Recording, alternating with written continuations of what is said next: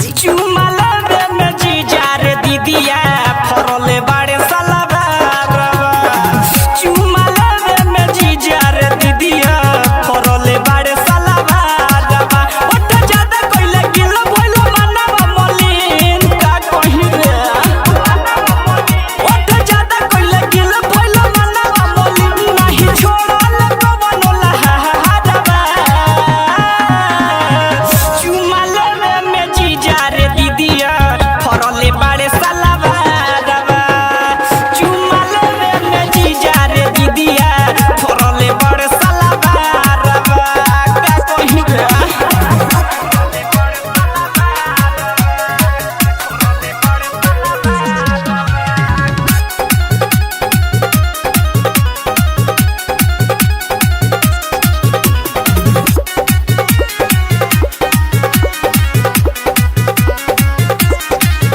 आधी रतिया के कीली लगा दी हल सुन दीदिया रे डिबिया बुता दी हल का कहि रे सुनले। आधी रतिया के कीली लगा दी हल सुन दीदिया रे डिबिया बुता दी हल। जब कोइनी आना कानी दल सजिया पसानी का कहि रे खेला। जब कोइनी आना कानी दल सजिया पसानी हल कोइनी न जानी जवारवा। चुमा लेवे में जीजा रे दीदिया फरले बाड़े सलवारवा। चुमा लेवे में जीजा रे दीदिया फरले बाड़े सलवारवा।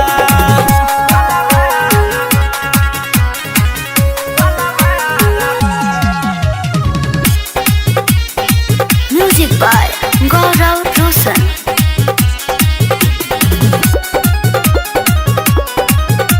Mix by Ramanand Sagar. जीजा चंदन बिकी पड़ी दौर बाड़े मना कैसे करी मुला गाउर बड़े।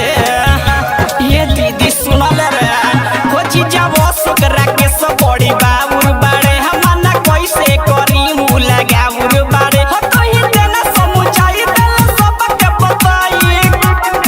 हो तो ही देना समुझाई देला सबके बताई। आज बाबू बोलावे तू पहाड़वा। चुमा लेवे में जीजा रे दीदिया फरले बाड़े सलवारवा। चुमा लेवे में जीजा रे दीदिया फरले बाड़े सलवारवा। का कहि रे तोर मरद के खेला। WR digital recording studio Bettiah.